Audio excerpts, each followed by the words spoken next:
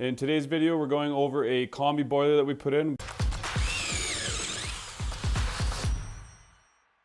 We like to use the Navien. It's the NCB240 110H or something like that. It does 110,000 BTUs for the in-floor and then 200,000 BTUs for the domestic, and they work fantastic.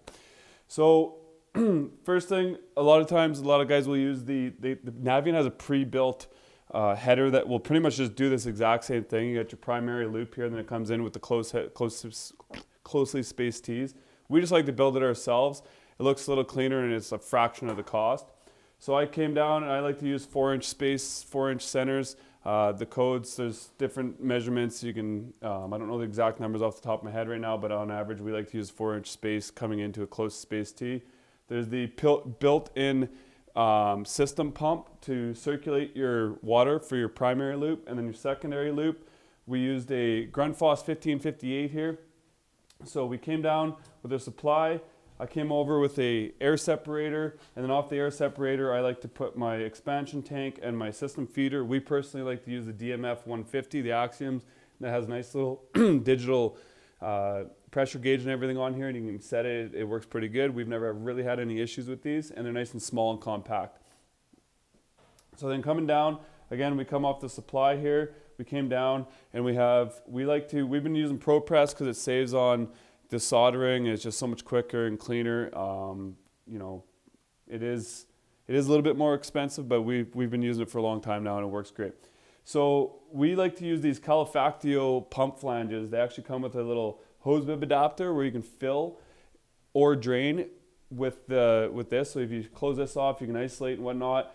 There's also these nice little ports here that you can start putting in pressure gauges, temp gauges, whatever gauges you want. So we have a nice little pressure gauge here for when we're filling the system. And then generally after that, this DMF 150 has a digital pressure gauge too. So we have 3 different points of pressure gauge. We can they always read a little bit differently. The boiler itself has a pressure gauge. We put this in mostly just for filling purposes because we haven't plugged anything in. We have no digital gauges, so it tells us the pressure there. So this pump is pumping down, supplying, and it just going into a flow balancing manifold. We always use flow balancing manifolds because if you happen to have a different loop length, like one loop length is 150 feet, the other one's 300 feet, this nice little fancy doodad here, we'll call it, the flow balancing manifolds, it will even out the heat for you so that each loop gets the exact amount of heat, and you can dial them in after and set that nice and well. The different brands, we've used all the different brands. They all do essentially the same thing. You can put zone heads on top of here, but in this case, this basement is just one zone. So we'll have one thermostat, and this is all going to be ran off this one boiler. And the nice thing about these Naviens actually is it has a 3-zone control built right into it. And a lot of the other ones don't. So if you do more than one zone, you're going to have to buy a zone control, which is like a couple $100 or whatever. So you can do up to 3 zones with this.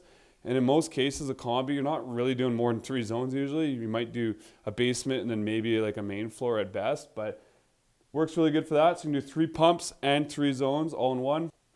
I'm actually going to quickly show you inside the boiler. And so right here, it's hard to kind of see, but there's a pump right here. That's the pump I was talking about that's doing the primary loop. So usually your primary loop is on the return, which it is right here. And then your secondary pump, we like to put it on the supply. So this pump is essentially just circulating water within the boiler and the heat exchanger and everything. And then the secondary pump is actually pulling and pushing the water through the whole system itself and all working together. So what I was talking about is the 3-zone control here. You got right here, we got a zone 1, zone 2, and zone 3. This is where you're going to put your pump control power into. And then your grounds are right here. So you can do zone 1, zone 2, zone 3. And then over here, you can either do just off of thermostats, or you can do zone valves too, which is quite nice. So this is a whole pump control, zone valve control, all built into one. And like I said, one of those zone control boards is like $200 or $300. So this is a pretty good feature that most of the other Combi boilers aren't providing. And then domestic wise, you got your hot and cold. We always like to put our isolation kit valves in. I haven't done the drop tube for this yet. I still got to do that. We haven't even tied in the water lines yet, so maybe we'll do another video on that after. But it's nice to have these isolation valve kits so that you can turn them off and actually flush the system out, which you're actually supposed to do according to the The manual, for warranty purposes, you have to flush these at least once a year by a licensed practitioner, but really you're just flushing water with a transfer pump, and you're just pushing either vinegar or some sort of cleaning solution that is domestic friendly. And where we are in Calgary, we have super hard water, so we'll generally actually, when we install these, we highly recommend to clients and customers that they put in some sort of water softener. We've been personally using these Nuvo systems where they're saltless. It's just a big filter. I actually have this exact same system in my house. I have the Nuvo big filter system with this exact same boiler in my house personally. We find these filters, they work good. They don't put any salt in, so you don't have to run that hard water back from the kitchen, the bars, and all that stuff. The only thing that we would maybe recommend is your hose bibs. You don't generally want to install your hose bibs on the softened water, because then you're just using, there's no point in softening your grass or whatever, your hose bibs. So we'll tie that in before the softener. In this case, we are probably going to put one in the system. I believe the clients have agreed to putting it in because it is recommended.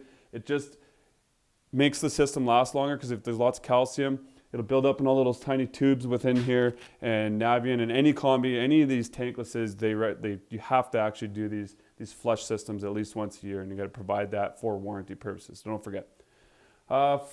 Other than that, I would say that's pretty much it. We ran some venting off. We got the 2-inch. In this case, I believe you can do up to like 65 feet and then less 90s or whatever. So each 90, I think, for exhaust on these are 7 or 8 feet. So every time you put a 90 in, you got to reduce that distance. But in this case, we were within the distance that we could do for 2-inch pipe. And it's so much nicer running 2-inch than 3-inch. So that's quite great.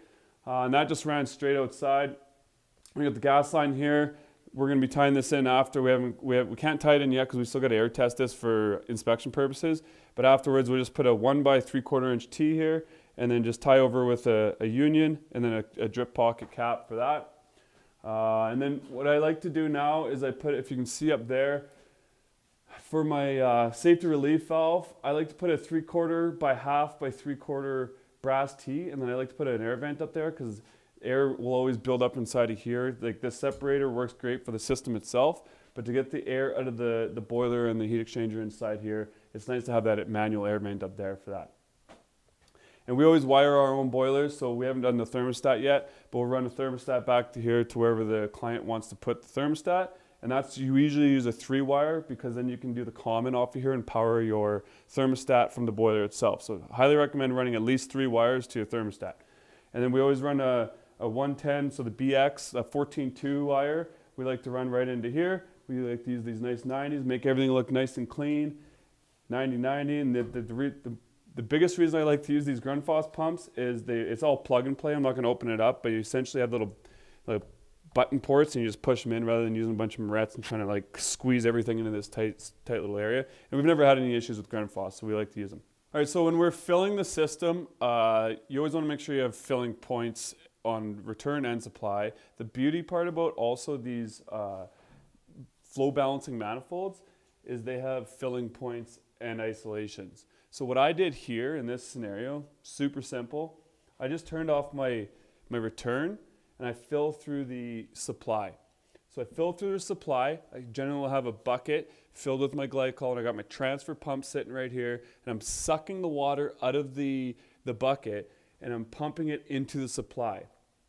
And then because this return is closed, so it's filling the system, and that's again the air vents, all the air is being pushed out so the water can actually make its way up there. It's filling through here, it's pumping down, and it's returning through here. It can't go anywhere except for out of here and back into my bucket. Once I have full flow coming out of here and there's no more air, what I'll do is I'll also close these one at a time. I'll close all 3 and fill one line at a time, open them, and I'll kind of go back and forth. And as I'm doing that, it's getting all the air out of these lines and trying to get as much air out of this system as you possibly can before you fire it up. Because if you fire up the system and there's a bunch of air in there, it's just a pain in the ass. So the biggest thing is trying to get that air out of the system. All right, if you have any questions at all about Navien or how the boiler system works, leave a comment, let us know, ask us questions, and if you have any maybe different ideas of how we could have done this differently, we're always looking for comments on suggestions, the way you can do things differently. Love hearing other people's input. Again, thanks for watching. We'll see you on the next one.